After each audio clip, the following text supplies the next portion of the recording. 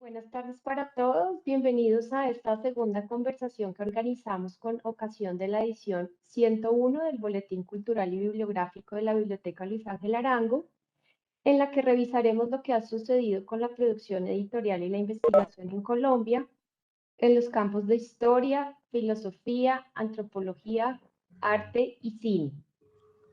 Este número 101 presenta el balance de la última década y se suma a 3 ejercicios anteriores que ha realizado el boletín, completando así 4 décadas de estos ejercicios de balance. El primero se publicó en 1987 en el chat del Facebook y de esta conexión de Webex. Vamos a dejar los enlaces para los que estén interesados en consultar las ediciones anteriores.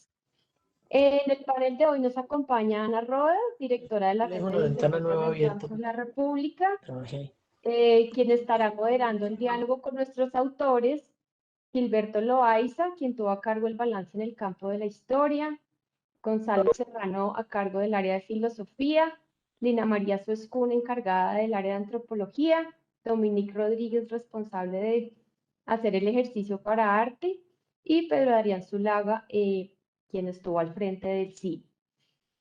Pues les agradecemos a todos por estar aquí, a nuestro público por conectarse y queremos recordarles que pueden dejar las preguntas en el chat y una vez culmine el diálogo entre Ana y los autores, entonces tendremos un espacio para plantear las preguntas que ustedes tengan. De nuevo, bienvenidos y le doy la palabra a Ana. Ana, adelante.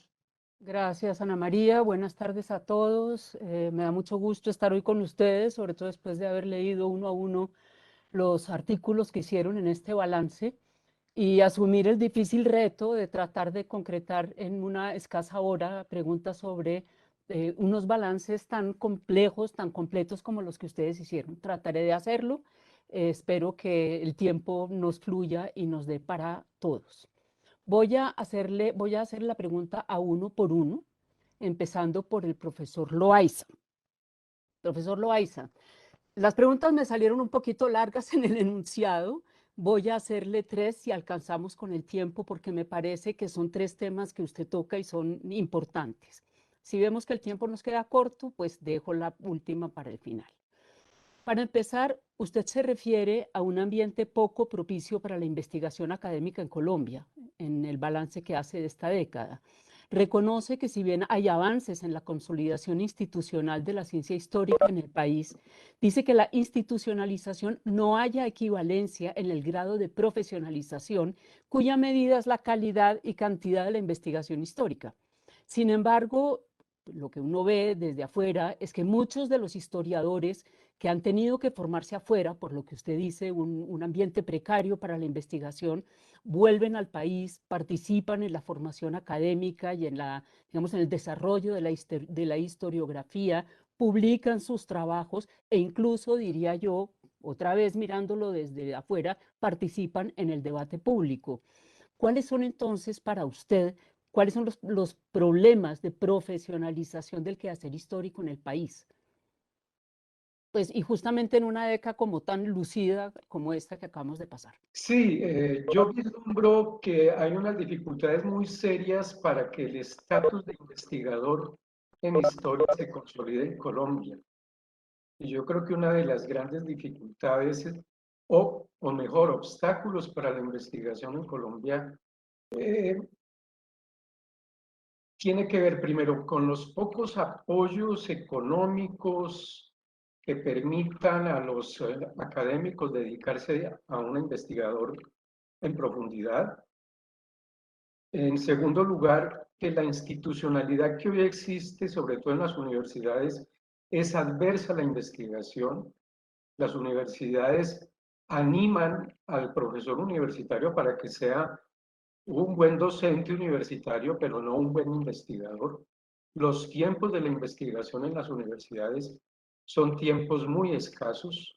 porque muchos de los docentes nos dedicamos a labores académico-administrativas, a tener muchas clases, a cumplir labores administrativas, pero no que nos dediquemos, en el caso de la historia, a un oficio muy prolijo que implica visitar archivos, compilar documentos, clasificarlos, descifrarlos, interpretarlos y por fin construir un relato.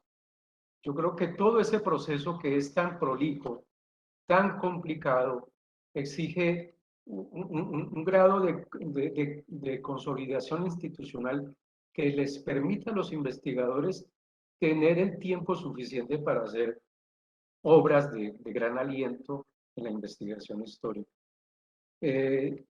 Yo comparo con otras tradiciones universitarias, cómo hay cierta velocidad, frecuencia en la publicación de resultados de investigación en otras latitudes y nosotros no tenemos eso. Nosotros solemos quedarnos con un gran libro de una sola persona.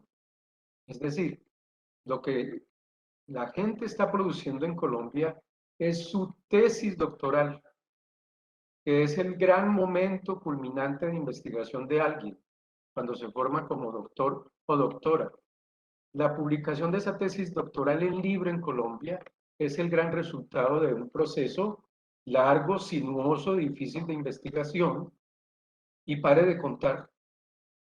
Es muy difícil encontrarle a una trayectoria investigativa de un historiador o una historiadora en Colombia que tenga más de un libro que sea distinto a su tesis doctoral. A veces publican otras cosas que son además derivaciones de la tesis doctoral, pero parece que el único momento posible de dedicación institucional y profesionalmente hablando a la investigación histórica es el momento de sus estudios doctorales. Y después ese profesor se dedica a la vida docente y no vuelve a investigar. Eso es lo que he querido hacer notar en mi balance. Un poco relacionado con eso, pero de otra manera, pues destaca, y cómo no hacerlo, pues toda la producción historiográfica relacionada con la independencia en la última década, por aquello de la conmemoración del Bicentenario. Y sin embargo, dice usted que pese a todos, a la gran producción bibliográfica que hubo en torno al tema de la independencia, y cito en comillas, no tenemos obras que afirmen hallazgos o virajes interpretativos rotundos. Pues si uno lo mira como lector, pensaría, a mí me sorprendió la afirmación y me sorprendió, sin ser yo historiadora, desde luego, dada la importancia y variedad de los trabajos que se publicaron a raíz de esta conmemoración. El conjunto fue importante, los debates que suscitaron fueron importantes. Muchos autores, pues que como usted dice, se han formado en el exterior, vinieron, hicieron unos aportes y publicaron en Colombia sobre esta época. Además, si uno compara con el conjunto de la producción editorial que se hizo en otras celebraciones, como en la del sesquicentenario o en 1910, no diríamos justamente que en esta última década se dio un viraje justamente interpretativo rotundo, o que haría falta para que fuera realmente un viraje interpretativo rotundo, pese a todos los escritos que hubo o investigaciones publicadas. Puede tener usted razón en esa percepción del asunto. Yo creo que virajes interpretativos sí hemos tenido desde el 2010 para acá, hemos tenido un remozamiento en el modo de ver la independencia. Lo que he querido decir es que ese remozamiento en las perspectivas de interpretación de ese hecho de la independencia es relativamente nuevo si comparamos con otras tradiciones historiográficas. Es decir, esos virajes que hemos tenido en los últimos 10 años, otras tradiciones historiográficas en América Latina lo venían haciendo mucho antes. Como se diría popularmente, a nosotros el Bicentenario nos tomó con los pantalones abajo, a ponernos al día, nos obligó a ponernos al día muy rápidamente en unas perspectivas analíticas que no estábamos acostumbrados a utilizar, sobre todo en la historiografía política, para entender el hecho revolucionario de la independencia. Pero insisto, tuvimos que acudir Nosotros, los que nos ha interesado el proceso de independencia en esta última década, tuvimos que acudir a lo que colegas en Argentina o en México o en España venían produciendo desde el 2000, es decir, con casi 20 años de anticipación con respecto a nosotros. En ese sentido, sí hay un atraso y nos tuvimos que poner al día muy rápido. Y quizás por eso grandes obras no tenemos todavía. Tenemos 2 o 3 autores si incluimos a investigadores europeos, en este caso el francés Clément Thibault. Pero que tengamos grandes obras individuales que llenen esta última década, que demuestren que han habido estudios sólidos, fuertes, sobre el proceso de independencia, pues van a ser muy pocos, y son muy pocos los que alcanzo a registrar, que es diferente a que sí se ha suscitado una inquietud renovadora de las interpretaciones posibles de ese proceso. Bien, para terminar, puesto que es imposible, usted hace un recuento muy interesante y mira y analiza de cerca muchas de las tendencias y autores de la década, pues que es imposible entrar aquí. Yo trato como de tomar los grandes puntos. Entonces voy a, para finalizar, hacerle una pregunta que realmente está interesada con algo que a mí personalmente me interesa mucho como directora de una biblioteca. Em, y tiene que ver con la memoria, con la conservación de la memoria, sobre todo la conservación de la memoria de hechos recientes, como son los hechos del conflicto, y que usted en su escrito, pues parte de una categorización de la historia, la divide en historia, dice es ciencia y es discurso. Y dentro de la historia como discurso, usted menciona los libros publicados en este esfuerzo de conmemoración, los esfuerzos institucionales y colectivos, por ejemplo, los del Centro Nacional de Memoria Histórica o del Grupo de Memoria Histórica, por reconstruir los relatos del conflicto. Un esfuerzo que usted dice, y aquí pongo comillas, desafía a la ciencia histórica.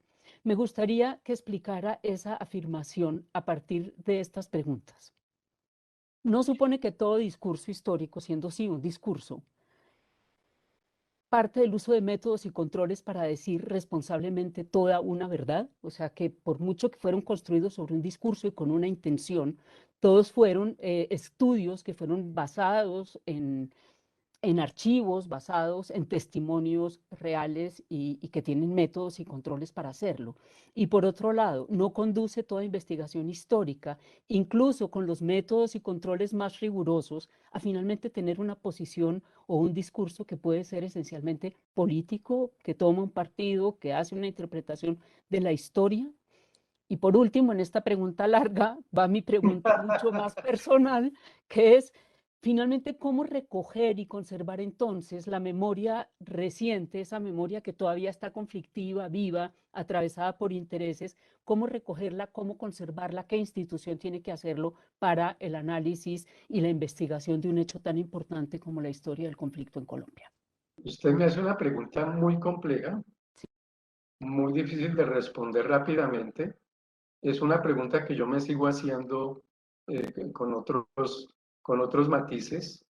De hecho, yo sufrí mucho haciendo este ensayo porque mi ensayo era mucho más extenso y había que reducirlo a algo mucho más simplificado, que es lo que finalmente se publicó.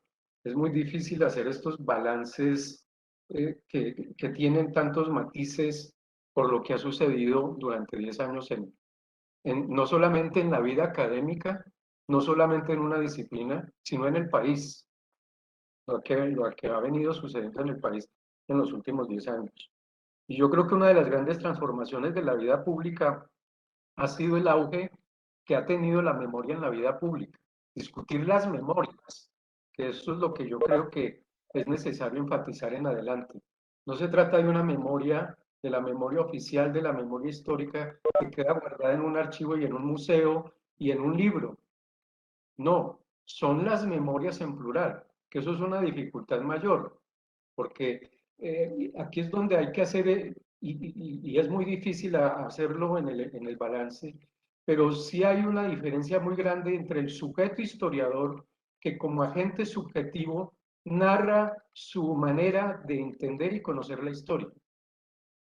No es lo mismo el sujeto historiador que se inventa una investigación, por ejemplo, acerca de hacer una biografía de Francisco de Paula Santander y se dedica a hacer una investigación sobre el general Francisco de Paula Santander y tiene realiza toda una pesquisa como un sujeto historiador. El sujeto que interviene en las actividades de compilación de experiencias colectivas traumatizantes para convertirlas en relatos, que son los relatos que quedan reunidos, por ejemplo, en los libros del Centro Nacional de Memoria Histórica, o en videos, o en filmes, o en archivos, o en piezas para un museo. Ahí el sujeto historiador se convierte en otro o en otra clase de sujeto. Es un sujeto intermediario cultural que ayuda a dar relación mediante relatos de experiencias vividas por sujetos que incluso aún viven. Y esa es una gran diferencia con ese señor investigador o esa señora investigadora que está buscando algo en un archivo que tenga que ver con el general Francisco de Paula Santander. Allá hay dos formas de expresión del oficio de historiador. Entonces, el sujeto historiador que se siente responsable de hacer la biografía de Santander no es el mismo sujeto que es un intermediario, un relator en el proceso de construcción de una memoria colectiva, de unos grupos humanos que pueden estar en las márgenes del territorio, que pueden estar incluso en las márgenes de la vida pública, que pueden estar siendo perseguidos, que son disonantes con respecto a las versiones oficiales institucionales de los hechos que han sucedido en Colombia. Ese es otro sujeto. Ese sujeto está entregado a unas funciones de relatoría en que participa, conversa, se inmiscuye en esos mundos colectivos de grupos humanos que están buscando algún tipo de representación discursiva de su discurso para que sea puesto en escena en un archivo, en un libro, en un museo, en algún tipo de registro que dé cuenta de las experiencias de esos seres humanos. Entonces ahí tenemos dos dimensiones del oficio del historiador muy distintas. Y yo lo que he notado en estos últimos 10 años, y disculpe si me extiendo mucho, pero es que la pregunta es difícil y la respuesta también lo será. Yo veo que allí hay dos sujetos. El sujeto que está dedicado a esa especie de vida pasible, tranquila del investigador, que averigua sobre algo que sucedió hace mucho tiempo y que no despierta en la vida pública tanta discusión efervescente como son los hechos recientes de los seres humanos en Colombia. Entonces, averiguar por Francisco de Paula Santander o por un hecho de la colonia no concita tantos debates y polémicas públicas para el historiador. El historiador trabaja muy tranquilo y descubre su verdad y hace sus hallazgos. Pero lo que se está hallando en la recopilación de memorias de los tiempos recientes de la vida pública colombiana, eso sí genera muchísima polémica, muchísimos desencuentros entre los ciudadanos colombianos, no solamente entre el mundo académico. Y eso entonces es una manera de practicar la investigación histórica muy diferente a esa otra. Y a mí me da la impresión de que ese viejo historiador dedicado a esas investigaciones eruditas, apacibles, tranquilas, de ir a averiguar por asuntos del siglo XIX o del siglo XVIII, no es el mismo historiador que le toca averiguar por lo que le ha sucedido a comunidades humanas que aún viven y están reclamando algún tipo de representación en la vida pública de sus recuerdos, de sus experiencias, de lo que han vivido en el conflicto reciente colombiano. Son sujetos muy diferentes. Sí, desde luego, y ahí creo que ya visto más desde la historia, el trabajo del historiador actual, pensaría uno también en el trabajo del historiador futuro, y la preocupación está en que de todas maneras eso es lo que se está recogiendo como memoria y testimonio, y preocupa un poco eso cómo se va a conservar en un ambiente, en un campo tan conflictivo, tan atravesado por intereses políticos o intereses de todo tipo. Pero bueno, esa es Así otra es. discusión, pero me suscitó el final de su artículo esta reflexión. Tenemos que dejar aquí, yo de todas maneras los invito a leer el balance que hace el profesor Loaiza, porque obviamente pues esto es una mirada muy por encima de lo que a mí me llamó la atención sobre cómo su balance, tratando de mirarlo desde distintos aspectos, pero entra mucho más profundamente, desde luego, en cada uno de estos temas. Profesor, muchas gracias. No, gracias a usted por sus preguntas y por su lectura juiciosa del ensayo. Dominique Rodríguez, que escribe sobre el arte en Colombia. Su balance son esta década del arte, de lo que pasó en el arte en Colombia, y puso un título que más o menos va a guiar también la forma como yo voy a organizar las preguntas que le haga, y es nos vieron y nos vimos. Y vamos a empezar por el nos vieron. De acuerdo con el recuento que usted hace, Dominique, de lo sucedido en la época, la combinación exitosa de la gestión institucional y el mercado le dieron un gran impulso a la consolidación e internacionalización del arte colombiano en esta década.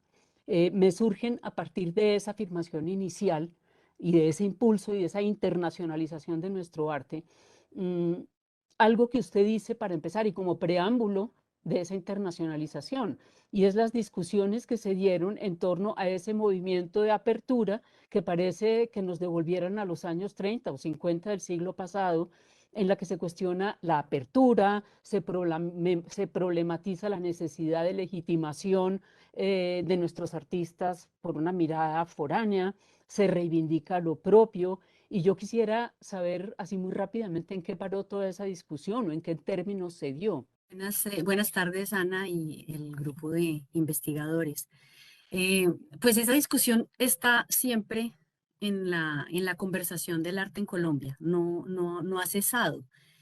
Sin embargo, pues algunas de de los temas que yo pues que abordo en el ensayo es cómo esa dicotomía de la que de la que usted habla, ahí en donde, por un lado, no queremos que nos legitimen por fuera, entonces como que eh, nos parece terrible, o sea, a la escena en un momento dado le parece terrible que sean los foráneos, todos los extranjeros quienes nos empiezan a mirar, como sucede, por ejemplo, en el Salón Nacional de Artistas de 2008 en Urgente, en donde llega una misión de extranjeros y por primera vez se ponen artistas extranjeros en el Salón Nacional de Artistas. Esto genera un revuelo infinito en donde empiezan a darse esas discusiones. Eh, Hay una parte del medio que siente que en realidad se necesita hablar de esto. Cómo vamos a seguir de insulares en esta islita de lo que es Colombia cuando ya empezamos a internacionalizarlos en la década anterior? En la década de 2000 a 2010 ya empieza a salir el arte hacia afuera. Entonces, como que esas discusiones son completamente naturales, no paran en una gran discusión, como no se zanca la pelea, porque si bien en el urgente, en el 2008, se genera esta duda y además entonces está siempre este tema de las jerarquizaciones, cómo es que en la Sagrada Familia, en Cali, se hace la gran exposición en donde están los extranjeros y en otras partes de la ciudad, menos visibles, está entonces algunas de las propuestas regionales. Entonces sigue como esta cosa de la primera y segunda categoría, que siempre será una pelea muy complicada. Esto, cuando ya pasamos a la siguiente década, produce una cosa interesante y es que en el salón independiente de 2011, eh, se genera como esta necesidad de volver a lo nuestro, ¿no? Queremos independizarnos de justamente como de esas miradas extranjeras, esas miradas colonizadoras. Sin embargo, en el siguiente salón, es que es muy interesante ver la historia del Salón Nacional de Artistas porque va contando como las peleas que siempre están en el debate público de la escena del arte. Y en el de 2013 se llama Salón Internacional de Artistas. Ponen entre paréntesis el Internacional de Artistas. Entonces, es como una necesidad de no podemos seguir peleando en estos mismos términos, necesitamos abrirnos. Pero otra vez, en el Museo de Arte Moderno de Medellín, la sala principal, la galería del centro, tiene una gigante obra de Ernesto Neto, brasilero, y bueno, entonces, como que, ¿cuál es el Salón Nacional de Artistas si estamos invitando a todos los extranjeros? Entonces, digamos que esa es una pelea eterna yo no podría decir de una manera como rígida que ya se zanjó, para nada. Sigue habiendo como una discusión muy grande, sin embargo, como usted lo menciona en las primeras frases, sí hay una exposición de la internacionalización del arte. O sea, eso es un tema que resulta siendo esencial en esta década, eh, que empezó a verse en el final de la década anterior y que se intenta consolidar con una producción con una generación de un proyecto como ARBO, la Feria Internacional de Arte de Bogotá. ¿No?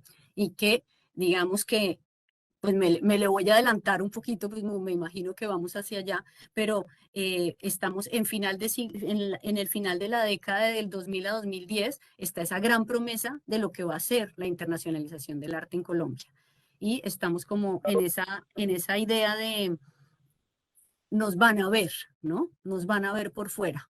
Y llegamos a 2015 y como que la gran promesa y la consolidación de lo que iba a ser es lo vemos en un ejemplo concreto que hay más de ellos, pero es ARCO, la Feria Internacional de Arte de Madrid, en donde Colombia es el país invitado. Y es como nuestra especie de exposición internacional y está Francia 2016, que es Francia-Colombia. Bueno, hay una serie de exposiciones internacionales en donde digamos que es como la gran cosecha de lo que se había sembrado en las décadas anteriores.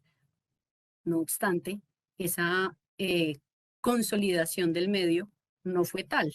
Fue como una especie de espejismo, llamémoslo así, como que no se dio realmente esa internacionalización y esa como, como, sí, consolidación del medio del arte fuera del país, ni dentro, de hecho.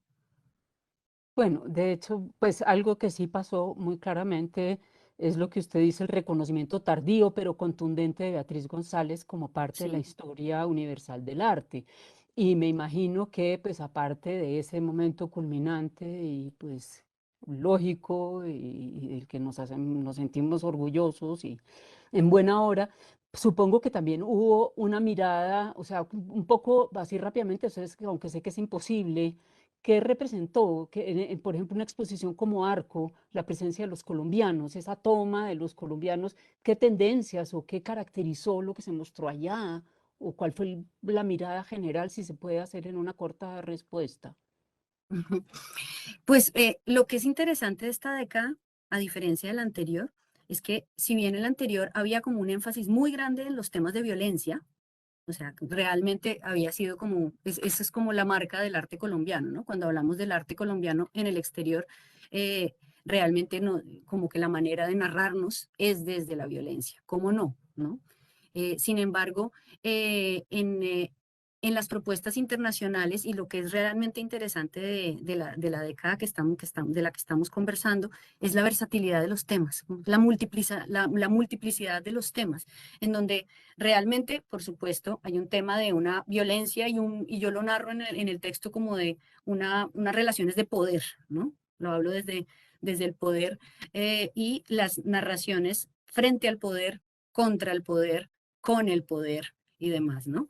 Entonces, y vemos narraciones de todo tipo, desde unas conversaciones muy interesantes alrededor de la seguridad alimentaria, ¿sí? Y hasta discursos políticos muy profundos en donde se hacen performances que realmente controvierten como el discurso político nacional y lo ironizan y demás, pero pasando por narraciones poéticas de todo tipo. Es decir, en realidad lo que es interesante de la década del arte es que se empiezan a multiplicar los temas. Hay una cantidad de temas infinitos y que hacen que el medio del arte en Colombia se vuelva relevante y empieza a encontrar nichos en diferentes lugares de la escena internacional y nacional también.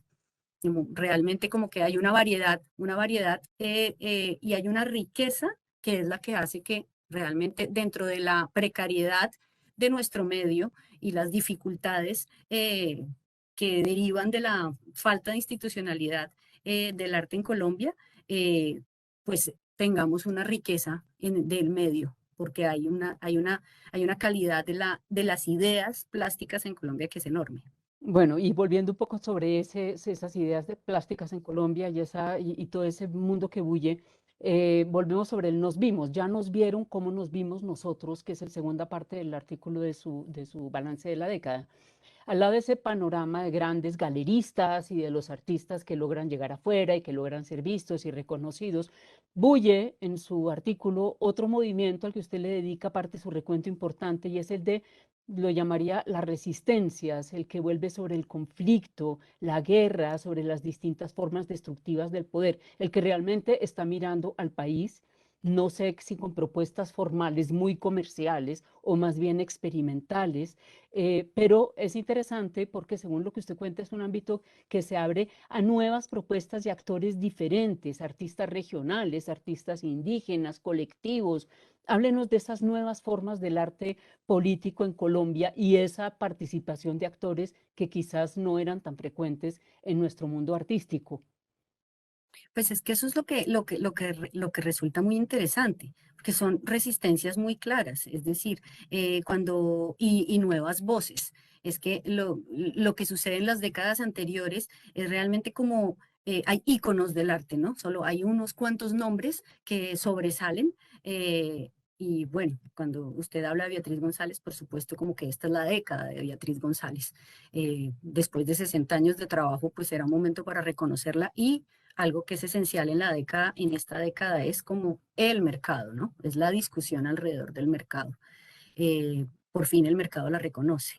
La legitimación social de la obra de Beatriz González pues está desde siempre, sin embargo, nadie la había pagado lo que cuesta hoy la obra de ella y no se había adquirido en colecciones importantes institucionales en el mundo, lo cual hace que la obra de ella adquiera un valor muy interesante. Que no quería dejar pasar eso porque usted lo mencionó hace unos minutitos. Y eso es, pero digamos que ella es una excepción a la regla, ¿no? A la regla del mercado acá en esta década. Eh, en cuanto a un poco como siguiendo la idea que estaba explicándola ahoritica, justamente creo que la multiplicidad de formatos y como pues digamos que hay una explosión de performance absolutamente interesante que lo vemos, por ejemplo, en el último Salón Nacional de Artistas en el 2019. Hay una gran propuesta de Luisa Ungar alrededor de la performance y que tiene unas derivas políticas y estéticas que es muy interesante. También hay nuevas voces muy jóvenes, tipo Adrián Gaitán, Juliet Morales, que están haciendo propuestas muy innovadoras y digamos, muy potentes a nivel de puesta en espacio. Por ejemplo, Adrián Gaitán produjo una obra impresionante, entre otros artistas, estoy hablando de él en puntual en este caso, pero por ejemplo en el Salón Nacional hizo un colchón de Moebius, o sea, un nudo de Moebius en una puesta en espacio absolutamente magnífica. Y entonces, lo que él logra hacer es como poetizar como como los sueños y demás dentro de un espacio, de un espacio expositivo, llamémoslo, que son ambiciosos. Los artistas de esta década son supremamente ambiciosos. Entonces utilizan los espacios para llevar como sus ideas como a niveles infinitos, ¿no? Entonces, es interesante pero también propuestas súper íntimas, como Juliette Morales, que es una artista MISAC, una artista indígena que está haciendo como unas expresiones de sí misma, de su cultura MISAC, eh, en unos niveles de intimidad que son resistentes frente a sus propias comunidades indígenas, ¿no? Entonces, como que tenemos una variedad infinita de artistas, por ejemplo, pero también Ana María Montenegro, que estoy tocando como temas muy diversos, pero Ana María Montenegro, por ejemplo, hace reflexiones políticas desde el performance y el código, el manejo de código, de código de Internet y demás. Entonces, como que tenemos como múltiples niveles de lectura de los diferentes problemas políticos y sociales que hay. Vemos desde los problemas de las violencias de género, las violencias políticas, el discurso político, el discurso de la seguridad alimentaria, como lo mencionaba anteriormente. Es decir, como que los diferentes problemas alrededor de lo socioeconómico, político y las diferencias estructurales de nuestro país están narradas dentro de las diferentes formas de las expresiones artísticas del arte en Colombia. Y desde luego se destaca la ECA por una gran explosión de formatos distintos, no Sin más duda, allá de sin la duda, pintura sin duda. misma, ya se rompieron todos los Sí, formatos y de hecho, moldes. muchos de los artistas ya ni siquiera como que pueden narrarse desde que yo soy pintor o yo soy fotógrafo o yo soy performer. Ellos utilizan el medio de acuerdo a lo que necesitan y muchos de ellos, de hecho lo menciono ahí, por ejemplo, Mateo López, que está considerado como dibujante y se ha conocido su obra como dibujo, pero eh, pues él como formación de arquitecto lo que hace es como un ejercicio tridimensional y está en este momento explorando danza. Entonces, desde el performance, entonces empieza a hacer dibujos que son danzas, ¿sí? Entonces, y lleva el dibujo a la tridimensionalidad del espacio y entonces traza sus propios bocetos de dibujo y arquitectura en un proyecto de danza y lo discute y lo lleva al baile. Entonces muchos de los artistas están haciendo cruces disciplinarios que son maravillosos y que hacen que tengamos una riqueza infinita en ese campo todavía por explorar. Dominic, yo creo que pues tengo otra pregunta, nos tocaría contestarla rapidísimo y si no, no vamos a Listo, alcanzar. trato. Aunque no es rapidísima de contestar, desde luego, pero bueno, pues no la dejo de poner. Y es que el tema que no podemos evitar en Colombia, y es que en un país tan conflictivo, con un proceso tan prolongado, tan doloroso como el que han vivido, como el que ha vivido y sigue viviendo Colombia, la memoria, como ya dije, es un terreno difícil, atravesado por intereses, por poderes que interfieren, que ocultan, que se apropian de los relatos. Ujú. Aquí los artistas han jugado un papel, quizás un papel distinto, ya lo hablamos con el profesor Loaiza desde el punto de vista del historiador, pero ¿cuál es el papel del artista en la representación? ¿Qué papel están jugando allí en la representación del conflicto, en la representación de las víctimas o en la forma de hacer ver lo que eso ha significado? Y como el Muy profesor largo. Loaiza, difícil. Es para que se lo Em, lean después. Contéstame cortito y los dejamos para que lo lean. No, pero digamos que para tocar el tema así rapidísimamente, creo que hay posturas éticas muy interesantes alrededor de la mirada del conflicto y del cómo hablar de las víctimas desde muchos de los artistas en Colombia, pero también hay una enorme instrumentalización de las víctimas, así como en las diferentes disciplinas, en el arte también lo hay. De hecho, pues hay una expresión que se acuñó en el medio del arte, en el, en el medio del arte en Colombia en las décadas anteriores y fue la pornomiseria, ¿no? Entonces, que es desde una violencia aterradora, pero pues como muy diciente. Diría que efectivamente pues con el plebiscito realmente con el voto del no, la postura, las posturas alrededor de la violencia y de la memoria en Colombia empiezan a ser muy explícitas, ¿no?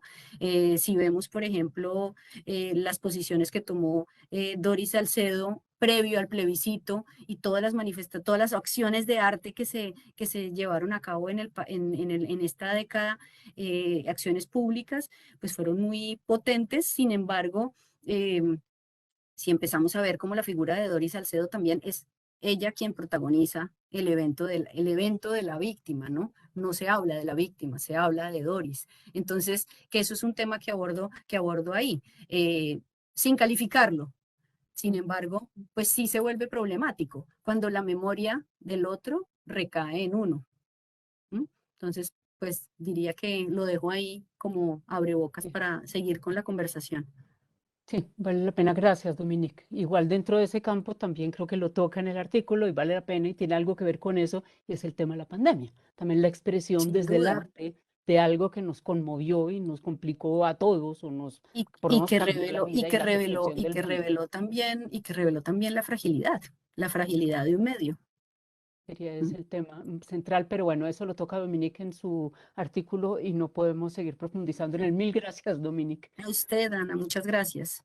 Bueno, seguimos con Lina María Forero, que hace el balance de la antropología en la década. Su artículo se llama Las antropologías hechas en Colombia entre 2011 y 2020.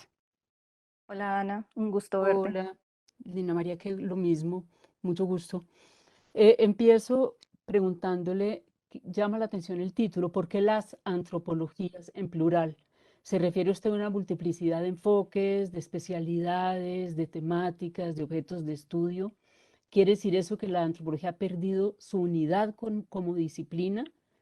¿Podemos profundizar un poco en el título y esa mirada inicial de las antropologías? Claro, yo creo que en algún punto entre los 2000 y 2020 como disciplina renunciamos a esa unidad. Creo que el hecho que existan 2000, 2500 antropólogos en el país, que existan distintas carreras en el Cauca, en Bogotá hay varias carreras, en la zona Caribe también hay varias carreras. Creo que en general renunciamos a ese proyecto en conjunto y yo no creo que sea algo negativo en sí para la misma disciplina. Creo que al fin como que pudimos abrazar también un poco esa diversidad de temas, de intereses, de miradas y generar otras como otras ambiciones, no la ambición como de ser reconocidas como una escuela nacional frente a otros países, así como se reconoce la escuela francesa o la escuela inglesa. Yo no creo que ese sea el interés colombiano, creo que el interés va mucho más mirando hacia adentro del país, hacia todas las realidades que queremos entender y creo que en sí es un proceso de entendimiento para ver si podemos convivir como colombianos y colombianas. Bueno, sobre este mismo tema de las riquezas y de las posturas de las que está hablando, uno diría que sería bueno que nos ilustrara un poco más sobre el tema de las militancias en la antropología vistas desde la perspectiva de la producción bibliográfica de la época. Diríase, pues uno pensaría según su estudio, que ya no se tratan de militancias de izquierda o de derecha, sino realmente de la asunción de posiciones por parte de los antropólogos y las antropólogas sobre temas como el feminismo, la diversidad sexual, la conservación ambiental, el conflicto armado, las protestas. Quisiera hacernos un breve recorrido sobre los aportes más destacados a la reflexión y toma de posición desde la antropología colombiana a los temas actuales. Bueno, creo que primero para que podamos como contextualizar un poquito, hace mucho tiempo la antropología en Colombia, digamos que tenía esta pretensión cientificista y positivista de una ciencia como tal, de convertirse en una ciencia, y por otro lado existía una pretensión que empezaban a hacer a la medida que las mismas antropólogas y mayormente antropólogos iban a las comunidades, entendían ciertas demandas de las personas y se unían como a estas causas ya sea indigenistas o ambientalistas, y en ese sentido, en ese momento hubo una ruptura muy grande entre las personas que creían que la antropología debía ser como el estudio de las culturas y de lo que está pasando en la realidad, y de las personas que decían, no, esto es una herramienta para que estos grupos que han sido desfavorecidos históricamente puedan ver reivindicados sus derechos. Esas personas se involucraron en el proceso de la constituyente, esas personas se involucraron en lo que es hoy la ley 70 para los grupos negros y afrocolombianos, y se involucraron en muchos procesos de memoria viva y de reivindicación de derechos. Eh, y eso también pasó, que muchas de esas personas que pertenecían a estos grupos indígenas y afros llegaron también a las ciudades. Pues, digamos, no, la antropología no es exenta a este movimiento inmenso del mundo de volvernos completamente citadinos. Y ellas y ellos también han tenido el interés de llegar a las ciudades, vivir en términos de las ciudades y estudiar en particular eh, disciplinas y disciplinas como la antropología, como esa intermediación entre la sociedad de afuera, entre comillas, y la sociedad de la que yo vengo. Entonces, ellos ya llegaron, ya no necesitan que alguien más reivindique sus propias luchas, y que a mí me pasó empezando a trabajar en antropología cuando me gradué, ver ellos mismos cómo generan sus propias herramientas y cómo llegan a la antropología y la adaptan para buscar sus herramientas, y que también le genera la pregunta al antropólogo o antropóloga de, bueno, ¿cuál es mi lucha? ¿Cuál es mi apuesta política en el país y en el sector académico, y qué es lo que a mí me trasnocha? Si bien hay ciertas personas, y que yo creo que todavía son muy necesarios y son más necesarios hoy que nunca, por ejemplo, los estudios amazónicos es una tendencia o una parte de los estudios en antropología que tiene mucha tradición, pero que al tiempo hay mucha necesidad en este momento de entender qué está pasando en el Amazonas, qué está pasando con la deforestación, qué está pasando con los derechos colectivos que tienen estos pueblos sobre estas tierras, y realmente si están siendo o no una realidad, y cómo eso va a impactarnos a todos los que vivimos en el planeta en los próximos años. Creo que en ese sentido volver a, o sea, retomar lo que uno cree que de pronto hace parte de la antropología clásica, que es como Roberto Franco con Cariba Malo, eh, verlo desde estos ojos actuales de la importancia que tiene la Amazonía para el país, para el mundo.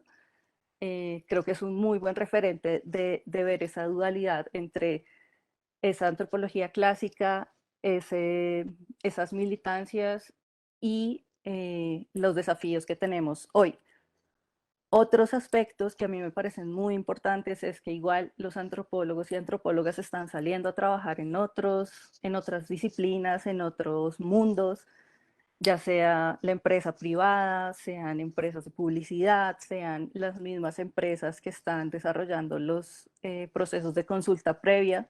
Hay antropólogos que están trabajando desde el lado del Estado, pero también hay antropólogos asesorando a las empresas. Y yo creo que en ese proceso, y en algún momento yo lo menciono, porque igual yo también he tenido que firmar muchos descargos de esta información confidencial en distintas áreas de trabajo, pero creo que ahí hay un conocimiento valiosísimo de lo que están enfrentando los antropólogos y lo que está enfrentando el ser humano hoy en día, y que está quedando relegado por esos derechos de autor y ese tipo de cosas que igual vale la pena totalmente sacar, y que yo creo que la antropología debe dejar de tener como cierto, como, no sé, como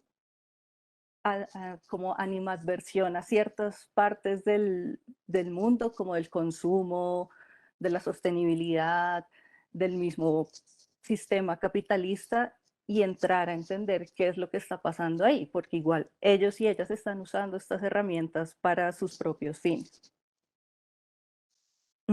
Y hay un trabajo que a mí me llama mucho la atención, es de una persona de la Universidad de los Andes, más o menos 2014-2016, que es sobre los videojuegos, de Nina Alejandra Cabra. Y ella hace una etnografía de aquellas personas que, digamos, el videojuego es un mecanismo de construir conocimiento y de construir redes con amigos, y creo que es un ejercicio muy, muy valioso de hasta dónde puede llegar la antropología y lo que nos puede aportar. Gracias, Lina. Creo que como no tenemos, yo tenía un par de preguntas más y no nos va a dar tiempo para hacerlas ahorita.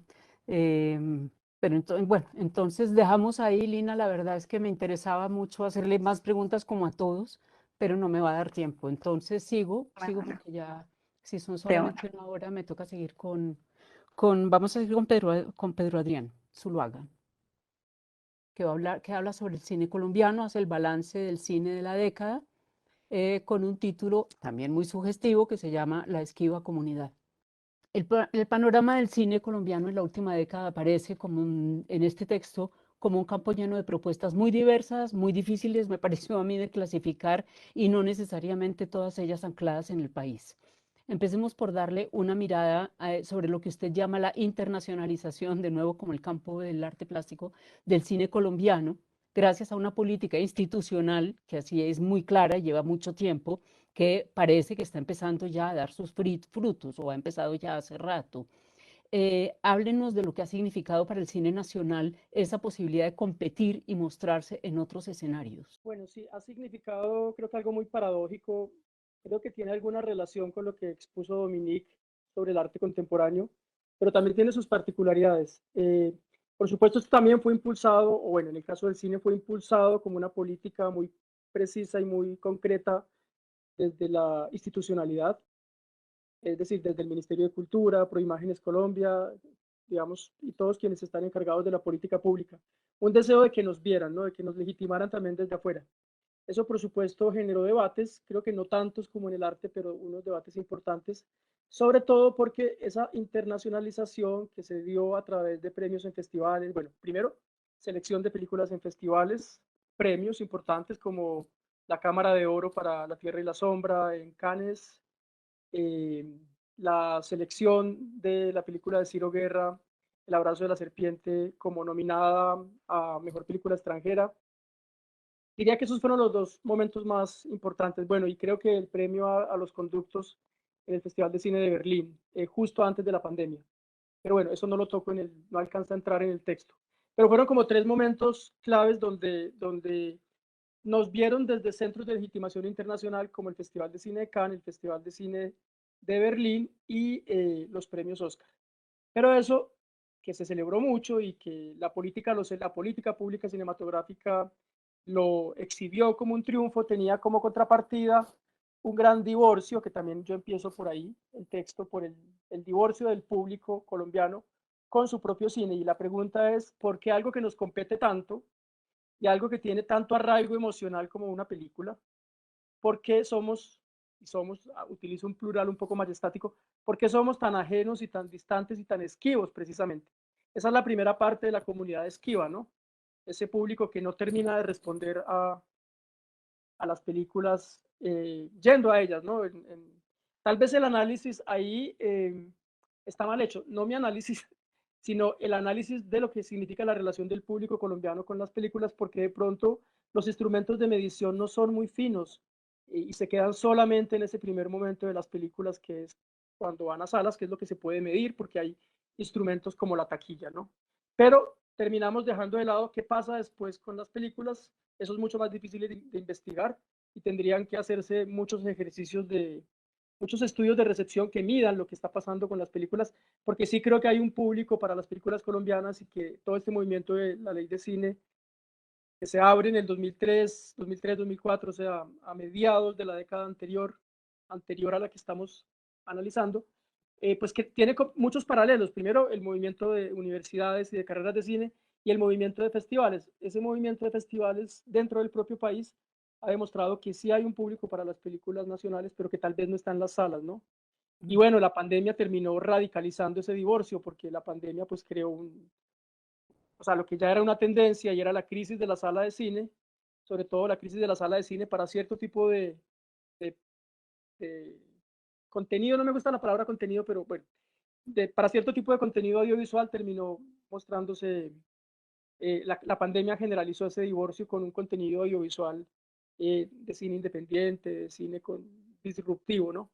Entonces, yo le resumiría, Ana, como que hay una paradoja, sí hay unos grandes triunfos internacionales, pero empezó una gran discusión interna, por una parte, por el divorcio del público local frente a las películas nacionales, y una gran discusión sobre si los cineastas colombianos se estaban plegando a, digamos, a un estilo internacional o a unos mandatos de los festivales de cine, de los críticos de cine, y si eso, entonces, si la categoría de película festivalera que se usó mucho, si tiene un sustento en la práctica cinematográfica, o sea, si sí es posible hacer una película calculadamente pensada para que la escojan en un festival de cine. Yo personalmente creo que no, porque los festivales de cine también tienen criterios de selección muy caprichosos. El gusto de ellos, de los curadores de festivales, que es una cosa importante que empezó a cambiar. Los seleccionadores de festivales empezaron a llamar curadores, como en el arte contemporáneo. Esos gustos también son caprichosos, entonces, pues quizá uno llega tarde al gusto del curador, ¿no? Y bueno, entonces ese debate se dio junto con otros debates que sí creo, ahora estoy viendo que hay mucha cercanía con los debates del arte contemporáneo, porque se dio esa idea de si estábamos reproduciendo desde el cine colombiano unos discursos que eran fáciles de leer, que estábamos propiciando desde acá o suscitando desde el cine colombiano unas lecturas que eran cómodas para el eurocentrismo que podía estar en Europa, en Estados Unidos o en Bogotá, ¿no? El eurocentrismo, digamos, es una categoría, un marco de interpretación y un marco de análisis de la realidad. Ahí déjeme hacerle Entonces, una pregunta, sí, sí, Pedro sí, Adrián, sí. porque ahí ya se mete en, digamos, empezando a hablar como de las tendencias y de lo que usted como señala o destaca en su artículo. Yo pienso, y porque me llamó siempre la atención antes de leerlo, por un lado se lanzaron películas de gran espectacularidad y factura que me imagino que tiene que ver con lo que está diciendo, no sé, como Pájaros de Verano o como Monos. Esta última diría que es una propuesta bastante novedosa dentro del cine colombiano, pero fue esa novedad de la época una especie de cine de exportación, cómo recibió la crítica y el medio esas películas que, si bien insisto, son de gran factura, son unas películas pues un poco modo exportación, no sé, ahí sí no soy crítica de cine, pero siento que esas películas fueron como algo distinto de todo lo que se hizo y que fueron muy criticadas. Se vieron de manera muy ambigua, efectivamente, como con mucha sospecha, ¿no? Como que efectivamente se le reconocía el esfuerzo de producción en Pájaros de Verano, incluso en El Abrazo de la Serpiente, de la película anterior de Ciro Guerra, pero al mismo tiempo se pensó que eran películas que sí hacían como una traducción un poco fácil para, o sea, con esto también vuelvo al punto anterior. Yo creo, Ana, que realmente mm, este cine colombiano de la década, sí, o sea, creo que cuando se pliega a un estilo internacional, que efectivamente ocurrió, en realidad yo lo veo de manera mucho más compleja. Yo creo que se está aprendiendo a hablar un lenguaje internacional, que es el que les permite a estas películas circular por el mundo, pero los contenidos son absolutamente locales. Esa paradoja no es nueva en el arte colombiano, ¿no? Esa paradoja es la misma paradoja del arte moderno desde los años 50. Es la misma paradoja de la literatura moderna colombiana desde La hojarasca, el coronel tiene quien le escriba, 100 años de soledad. Es decir, como creo que lo decía Ángel Rama, una localización de los contenidos, un profundo arraigo local en los contenidos y una internacionalización del lenguaje. Entonces, para mí, este es el mismo problema que viene desde el boom latinoamericano. Cómo poder ser entendidos en el mundo, pero con contenidos profundamente locales, porque yo creo que la tendencia más importante del cine colombiano de la década, que insisto, estoy de acuerdo con usted, Ana, en que hay mucha dispersión, pero hay una tendencia a unas películas muy localizadas, ¿no? Películas en lugares muy precisos, en el Pacífico, en Florencia, en La Guajira, en el Amazonas. O sea, películas que hablan desde unos universos muy locales con un lenguaje internacional, y ahí está. Pero entonces no creo que eso sea nuevo, efectivamente, en el arte colombiano. Para mí esa es la misma agenda del boom literario, y la misma ansiedad y contradicción interna que tenía el arte contemporáneo. Claro, O moderno y contemporáneo, sí. quizás por recursos para hacer esas grandes producciones, pues sí es nuevo, ¿no? Sí es nuevo los apoyos, la inversión en el cine que puede producir las grandes producciones. Pero bueno, paso adelante por cuestiones de tiempo y quisiera destacar otro desarrollo que usted destaca y que me pareció súper interesante como lo destaca en su artículo, y tiene que ver con el cine documental que se desarrolló durante esta época y que, como dice usted, se desarrolla o se sigue construyendo sobre las huellas de una figura tan sólida como la de Marta Rodríguez, pero con una cantidad de autores distintos que están trabajando con ese cine documental o con ese cine personal o con ese cine, sí, familiar, con esa mirada muy personal del mundo. Me llamó mucho la atención. Me gustaría que hablara un poquito sobre el cine documental en Colombia. Claro, yo creo que la tradición del cine documental es una tradición muy robusta dentro del cine colombiano, por lo menos desde los años 60. O sea, Marta Rodríguez va a estrenar pasado mañana, bueno, hoy una película sobre Camilo Torres. Es decir, ella lleva 6 décadas haciendo cine en Colombia, cine documental. Luis Ospina, también al momento de su muerte, llevaba más de 5 décadas insistiendo y haciendo cine. Entonces creo que hay una tradición, pero ese cine de Marta, de ese cine documental de Marta Rodríguez y su esposo Jorge Silva, que se murieron en los años 80, ese cine documental de Luis Ospina, de alguna manera creyó como en la noción de un sujeto colectivo, ¿no? Que era, también eso hacía parte como de las corrientes del nuevo cine latinoamericano, que pensó en que el pueblo era el vértice de la historia, ¿no? Por el pueblo pasaba la posibilidad de cambiar la realidad, porque el cine documental siempre fue muy político, ¿no? Político en un sentido muy concreto de instrumento de cambio de la realidad, de cambio de mentalidades y de cambio de estructuras.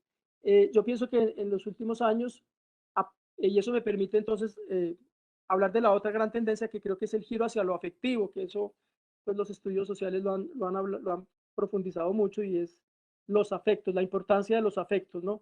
Y el cine documental, que siempre había sido considerado un cine de la sobriedad, que exponía argumentos o que persuadía políticamente, un cine documental como instrumento ideológico, empieza a hablar en primera persona, empieza a atreverse a decir yo. Obviamente estableciendo unos vínculos muy interesantes unas porosidades entre la vida privada y la pública. La mayoría de estas películas que dicen yo, que hablan de problemas familiares, del yo del realizador o la realizadora, en realidad siempre hay un vínculo de esas problemáticas que se están ventilando con lo social, porque estamos hablando no sé, el lugar de las mujeres, de romper los pactos de silencio familiares. Se están ventilando los secretos familiares, se están sacando a flote experiencias que habían estado sumergidas, y eso pues es esencialmente político, y eso afecta la vida social. O sea, que este cine no es que sea ensimismado o que construya soliloquios, sino que a partir de afirmar el yo, de legitimar el yo como enunciador, está también construyendo una nueva manera de entendernos como comunidad, ¿no? Como de crear como lazos sociales a partir de lo testimonial y de un yo que también se apoya mucho en la gran proliferación de cine de archivo, ¿no? Porque pues ese yo se encuentra, digamos, ese yo no preexiste a las películas. Esto es muy interesante. Creo que son las películas las que crean este yo, ¿no? Como que un realizador, una realizadora que hace una película sobre sí misma o sobre sí mismo, lo hace para afianzar un relato, para construir un relato sobre sí mismo. Y es importante esto porque en la mayoría de los casos estamos hablando de memorias traumatizadas. Y es un trauma que tiene que ver, por supuesto, con la guerra, la incidencia del conflicto armado, pero también con las distintas violencias. Son violencias de género, violencias de género, violencias de clase, violencias raciales. Entonces la noción de trauma Me parece que es muy importante en este cine del yo y de cómo la película es un instrumento para, no sé si superar el trauma, pero para ponerse en otro lugar frente a él. Sí, bueno, pues ya explicó lo último que yo quería, con lo cual quería cerrar y pues simplemente lo digo porque me parece importantísimo, es que me sorprendió la cantidad de películas, documentales que nombra, de las cuales yo, Ana Roda, no tenía noticia.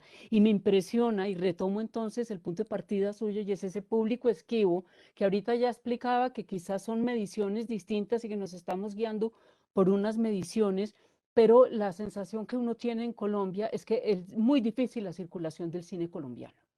O sea que si usted no lo ve en el momento que lo pasa en el teatro, es dificilísimo de volver a ver.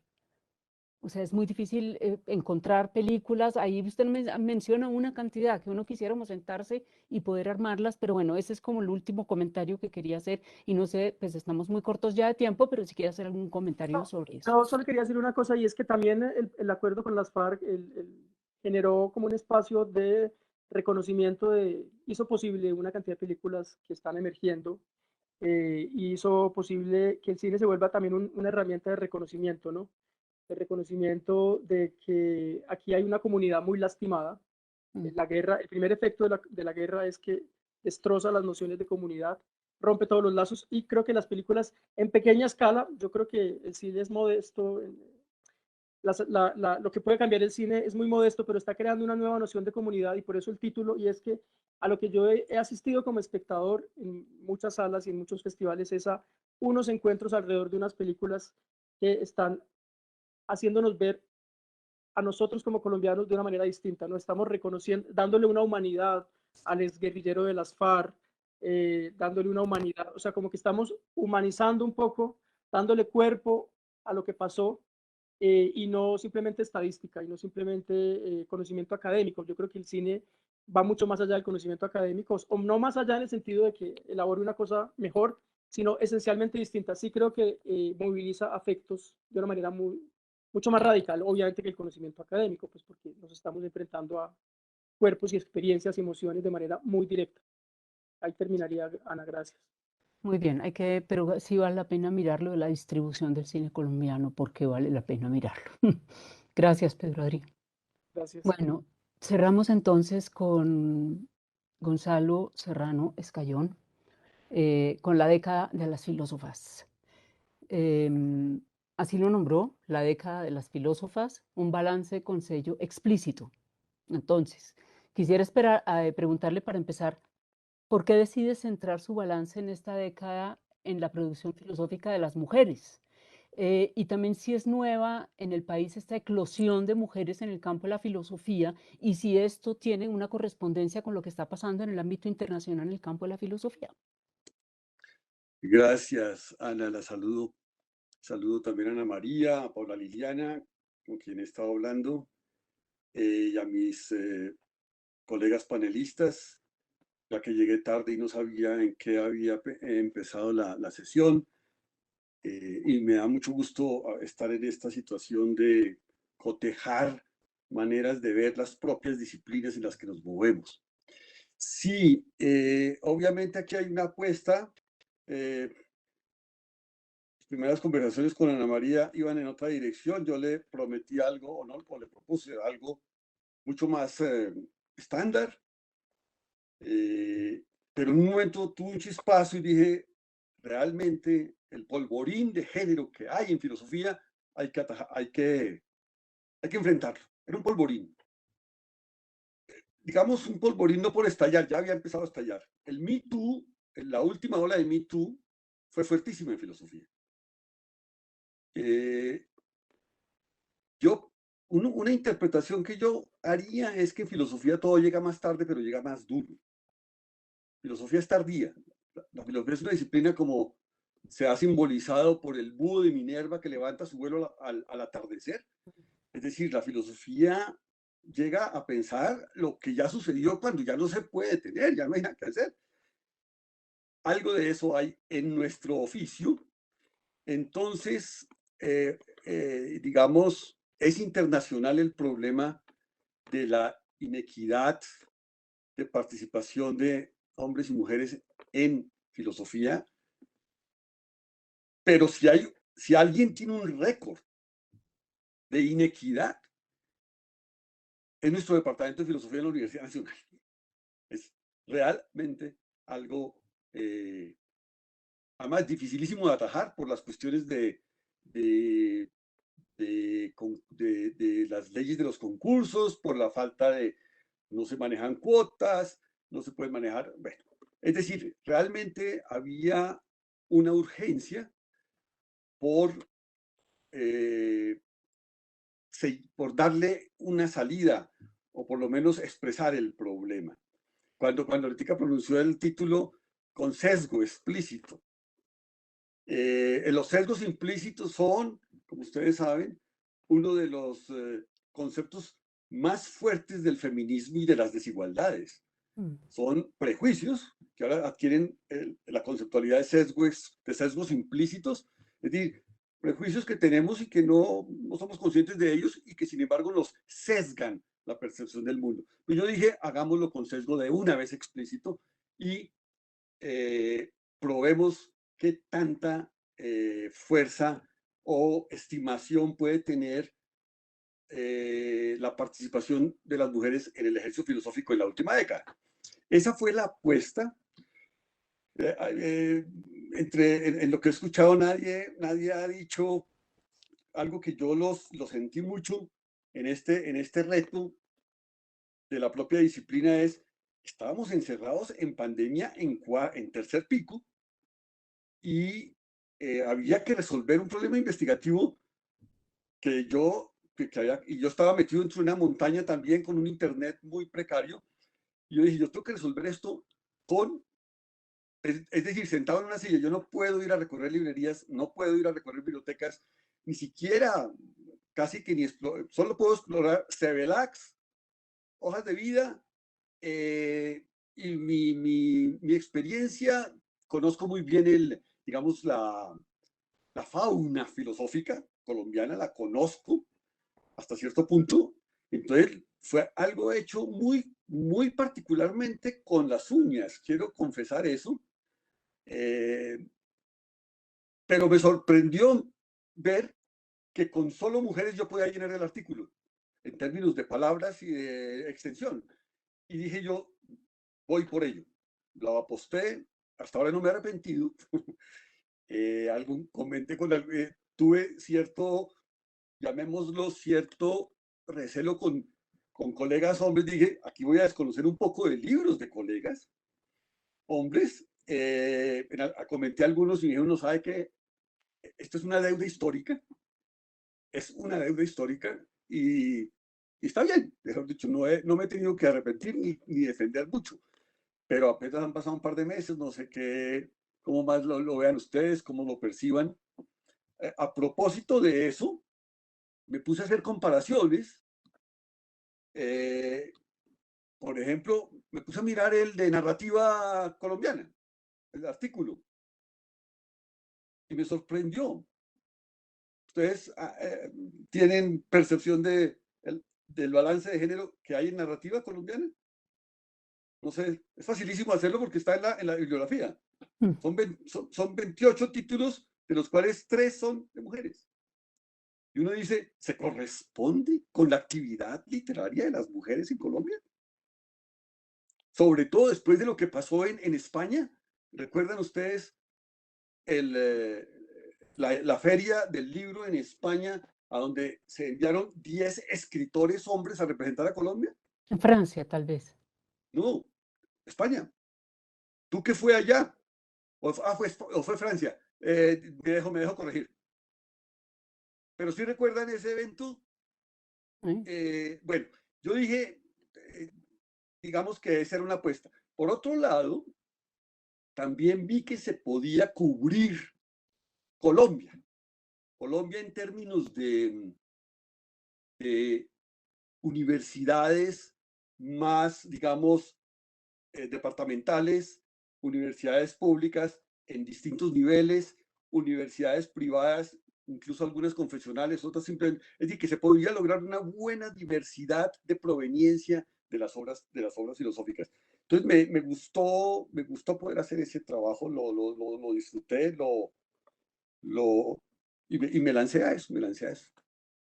Pues No sí, sé y qué. de manera muy destacada y muy interesante de decir, el recuento que hace es sorprendente el trabajo que se está haciendo, es en muchos campos que no logro reseñar aquí, resumir, y simplemente yo entonces le haría una segunda y una tercera pregunta, siendo la segunda y tratando un poquito de envolver los grandes temas.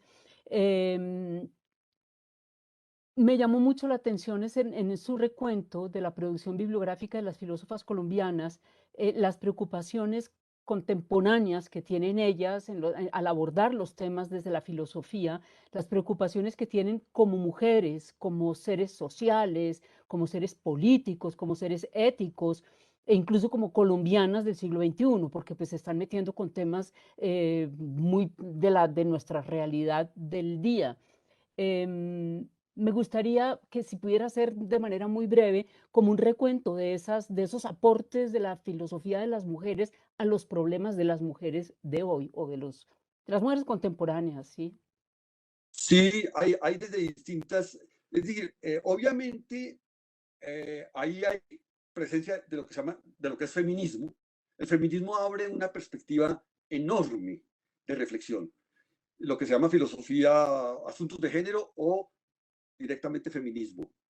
Y ahí aparece algo que es muy interesante que, que yo leí de un filósofo argentino muy, muy temprano, filósofo argentino que fue muy influyente en Colombia, que se llama Francisco Romero, y que fue, digamos, pertenece a la generación de la primera filosofía moderna en Latinoamérica. Francisco Romero hace una lección inaugural que se publica en una revista de filosofía en Colombia sobre la naturaleza de la filosofía y suelta una frase diciendo en el año 59 que ya se ve el ingreso de las mujeres a las universidades, etcétera, y suelta una frase diciendo, mientras la mujer no participe en la filosofía fuertemente, nosotros que filosofamos sobre el ser humano nos estamos perdiendo la mitad de la película. Nos estamos perdiendo, no lo dice así, nos estamos perdiendo la mitad de la materia prima de la que debemos pensar. Y uno se da cuenta, a propósito de su pregunta, Ana, que realmente la mujer trae sus temas, trae sus dolencias, trae sus pasiones, ojo, yo creo que sus categorías, podemos hablar así. Entonces, obviamente, el ejercicio filosófico viene con signo femenino en términos de nueva materia prima para reflexionar sobre cosas que tradicionalmente no eran.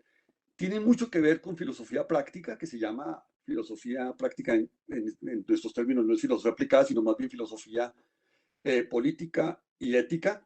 Entonces, ahí aparece, por ejemplo, la dimensión del mal. El mal, el mal fue un asunto que de golpe se discutió por allá en la Edad Media, el mal. No, el mal es un asunto tremendamente crucial de reflexión en filosofía actualmente. No estamos lejos del mal, es decir, no estamos libres de todo mal, no estamos libres de eso. Hay una narrativa del mal muy fuerte, eso también se puede ver en las cuestiones relativas a memoria. Hay filosofía de la memoria también, muchas trabajan en filosofía de la memoria, y hay un número de ideas y valores, que es la revista de la Universidad Nacional, fue dedicado a lo que se llama voces femeniles. Y parte de eso es mucho de qué significa. Y eso creo que es algo que yo dejo como testimonio un poco en el artículo. ¿Qué es eso de ser mujer, más o menos? ¿Sí? ¿Qué es eso de ser mujer? Que es algo que tiene el sello filosófico de la pregunta. La filosofía pregunta con tanta radicalidad como ¿qué significa ser mujer? Algo así. Y en ese tipo de publicaciones se asume mucho o se trata de indagar por ahí cómo responder eso de ser mujer. Por supuesto, eso llega, se profundiza mucho más y ya incluso viene una pregunta más fundamental, es ¿por qué acaso solo hombres y mujeres? Es decir, el problema del binarismo, esa es otra pregunta fuertísima que viene a que, pues no, esto está poblado de muchas diversidad, entonces ahí hay mucho de qué pensar, ciertamente. Bueno, y sin duda el recuento que usted hace es supremamente interesante. Cierro con un comentario, pues si usted quiere hacer una cosa breve, porque me interesa mucho el tema. Yo creo que obviamente los trabajos de ellas, por el recuento que usted hace, están interpelando a la mujer y al hombre contemporáneos, están poniendo posturas muy claras desde sus posiciones y sus preguntas, y uno pensaría que en momentos de crisis como los que estamos viviendo en este momento, pues la filosofía es propicio, son momentos propicios para la reflexión filosófica. Y sin embargo, uno siente que la filosofía no está en el debate público, debería estar más en el debate público porque aclara, porque pone el foco, porque ilumina, porque ayuda a pensar. Y no es así como nos pasa con muchas otras disciplinas, lamentablemente, en el país. Entonces, bueno, le cierro simplemente preguntándole cuáles son los espacios de divulgación de la filosofía en nuestra sociedad, o más bien, qué deberíamos hacer para permear más ese pensamiento filosófico tan contemporáneo, tan interesante, con las preguntas que se hace el hombre común. Ciertamente, filósofas y filósofos debían participar más en el ámbito público. La filosofía tiende a ser solitaria, tiende a ser una labor muy retirada, muy ermitaña, y eso nos toca muy. Pero yo creo que el compromiso de participar públicamente, y no digo simplemente hacer filosofía política, porque esa será la vía como más fácil, pues, analizar qué significa ser la democracia desde el punto de vista conceptual, todo eso, sino creo que indagar por preguntas mucho más de lesa humanidad, digamos, que le interesa al ser humano en general. Y usted pone el dedo en la llaga en el sentido de esa lejanía de la filosofía tiene que ver mucho con la instancia académica, ¿cierto? El cerco académico en que se mueve. Yo veo el cine y el arte está mucho más expuesto a la plaza pública, el cine está mucho más expuesto, la filosofía se va para las revistas internacionales especializadas.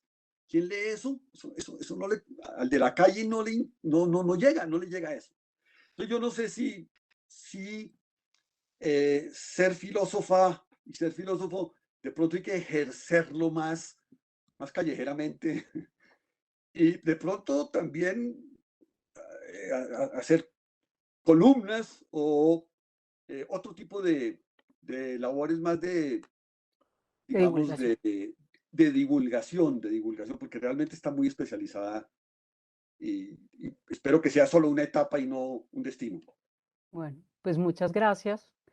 Muchas gracias a todos. Ana María, me porté muy mal y me fui media hora más de lo que me habían dicho, pero es que realmente era muy difícil tratar de resumir. Es muy rico todo lo que todos dicen. Bueno, muchas gracias a todos por sus respuestas y por su participación. No, Ana, creo que pues sí, para cerrar, muchas gracias de nuevo, creo que fue un diálogo muy, muy interesante. No quisiera irme sin mencionar a nuestros ilustradores de este número, que estoy en deuda con ellos porque en la sesión primera ni siquiera los mencioné. A Lefe Silva, a Juan David Jaramillo, a Juan Sebastián Rubiano, a Lina María Moreno y a Luisa Fernanda Maya, que creo que hicieron un trabajo maravilloso de poner, digamos, en imágenes toda esta complejidad de temas y de planteamientos que hicieron nuestros autores. Pues me confirman que no tenemos preguntas, así que bueno, nuevamente agradecerles a todos por el tiempo y bueno, que tengan buena noche. Muchas gracias. Hasta Gracias, luego. Ana María. Bueno, hasta luego. Gracias a todos. Hasta luego y gracias.